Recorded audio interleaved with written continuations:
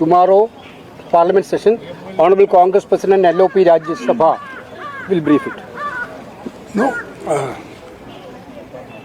I have nothing to say, but only I can say that we all are in favor of Women's Reservation Bill. But the way in which they have brought, for that we have got reservations, and it is politically motivated just to trap and suppress the opposition parties. The government is doing like this. Therefore, we all have decided we will, though continuously we are supporting Women's Reservation Bill 2010, then even 2023, it is unanimously accepted the constitutional amendment. And we are insisting that they should implement that whatever earlier amendment is passed. And secondly, that delimitation, they are also playing some tricks. Therefore, all party, we are going to take one stand. We unitedly should fight in Parliament and all opposition parties unitedly, and this is the only thing I want to convey you, because we are united in this, and unitedly we have decided, and we'll oppose this bill. But I want to tell you, we are not against the reservation. The way in which they have put in the bill, whether it is delimitation, whether they have not even cleared census and almost all powers of the Constitution, the executive is taking. And mostly the power which can be executed by the institutions, the Parliament they have given, so that they can change delimitation at any time. And they have done mistakes, or they have already deceived us in our Assam and also our Jammu and Kashmir, several places. So therefore, we will fight unitedly on that issue. Thank you. Yes. Clearly, we are against the delimitation bill. We will vote against delimitation, certainly. अरे हिंदी नहीं आती भाई।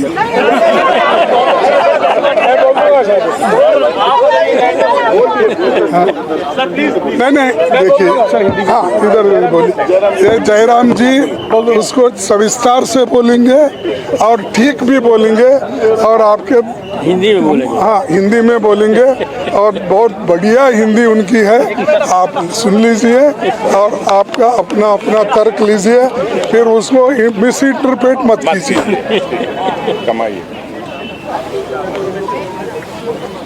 नमस्कार साथियों, आज शाम को सारे विपक्ष पार्टियों की बैठक हुई है। जो 3 बिल पेश किए जा रहे हैं लोकसभा में पहले और उसके बाद में राज्यसभा में आएंगे।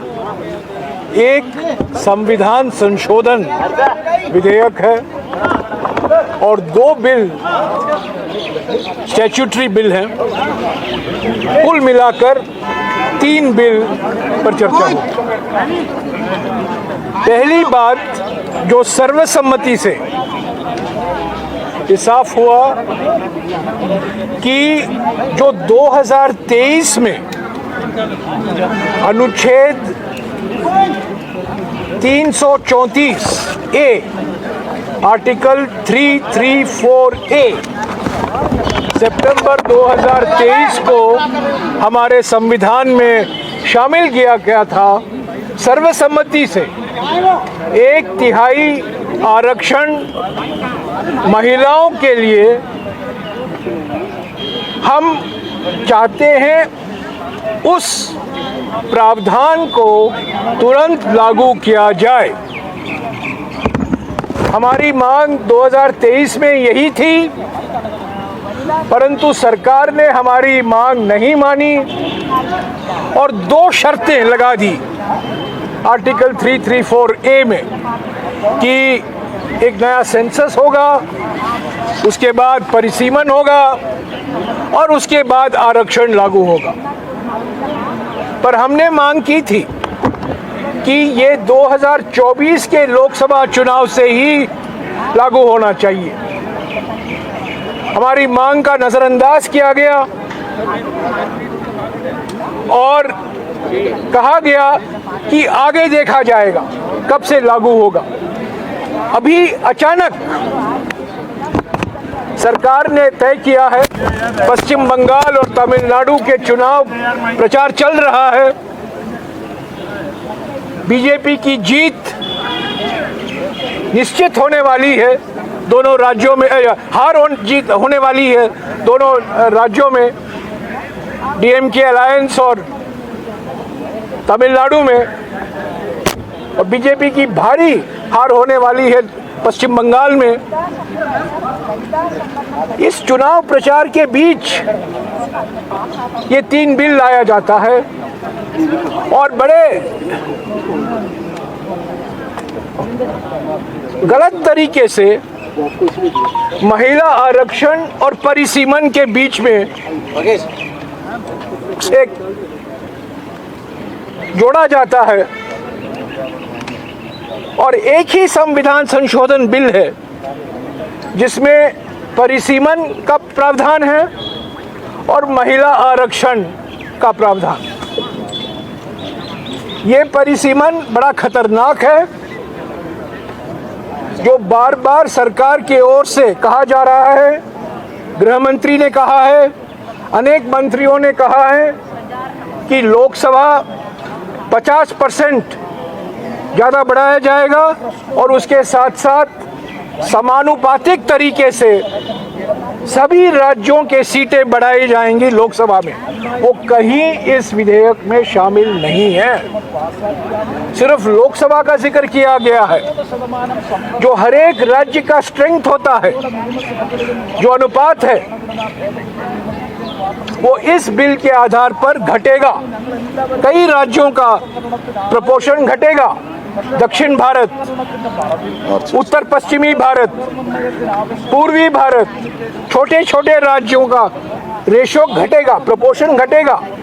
तो बार बार ये कहा जा रहा है प्रोपोर्शनेट प्रोपोर्शनेट प्रोपोर्शनेट, प्रोपोर्शनेट दिखाई नहीं देता इस डिलिमिटेशन के प्रावधानों में। और इसके साथ साथ डिलिमिटेशन कमीशन की बात की गई है। जिस तरीके से डिलिमिटेशन कमीशन ने असम में और जम्मू और कश्मीर में अपना काम किया है, ये बिल्कुल साफ हो गया है कि डिलिमिटेशन कमीशन बीजेपी के हाथ में एक हथियार है बहुमत पाने के लिए। तो ये कुल मिलाकर सारी पार्टियां चाहती हैं जो मौजूदा लोकसभा का स्ट्रेंथ है 543, उसके आधार पर 1/3 आरक्षण महिलाओं को दिया जाए, तो 2029 के लोकसभा चुनाव से ही लागू किया जाए। पर हम परिसीमन के प्रावधानों के बिल्कुल 100% खिलाफ हैं। हम इसका समर्थन नहीं कर सकते। हम चाहते हैं कि महिला आरक्षण लागू हो। अगले लोकसभा चुनाव के जो अभी 3 साल बाकी हैं, तो 3 साल के अंदर सब कार्रवाई की जा सकती है और अगले लोकसभा चुनाव से ही महिला आरक्षण लागू हो सकता है। ये हमारी मांग है। पर परिसीमन के प्रावधान को हम हरगिज स्वीकार नहीं कर सकते। हम इसका विरोध करेंगे, बहस में भाग लेंगे। बीजेपी का लोकतंत्र में और संविधान में कोई विश्वास नहीं है, पर हम लोकतांत्रिक तरीके से बहस में हिस्सा लेंगे और जो कोई हमें करना है, जो कुछ हमें करना है, लोकसभा और राज्यसभा में करेंगे। और हमारी सारी पार्टियों की उम्मीद है कि महिला आरक्षण लागू हो। मौजूदा लोकसभा को लेकर 543 को लेकर इसको तुरंत लागू किया जाए अगले लोकसभा चुनाव से।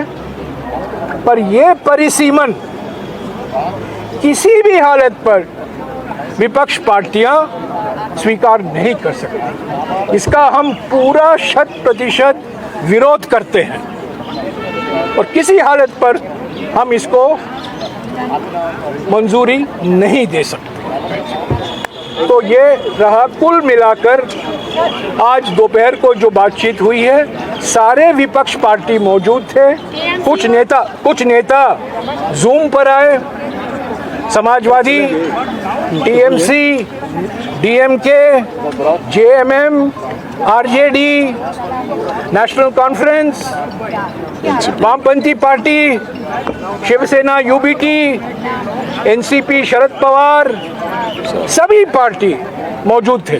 विपक्ष, आम आदमी पार्टी, सभी पार्टी मौजूद थे। विपक्ष की सारी पार्टियां मौजूद थे आज, और सभी एकजुट होकर एक स्वर पर हम कहते हैं महिला आरक्षण लागू करो। अगले लोकसभा चुनाव से मौजूदा लोकसभा का जो स्ट्रेंथ है उसके आधार पर 1/3 आरक्षण दो। पर इस परिसीमन के प्रस्तावों को हम कभी स्वीकार नहीं कर सकते। इसके खिलाफ हम अपनी आवाज़ उठाएंगे और लोकतंत्र के आधार पर जो लोकतांत्रिक तरीके हैं जो हम अपना सकते हैं, हम लोकसभा में और राज्यसभा में अपनाएंगे। ओके।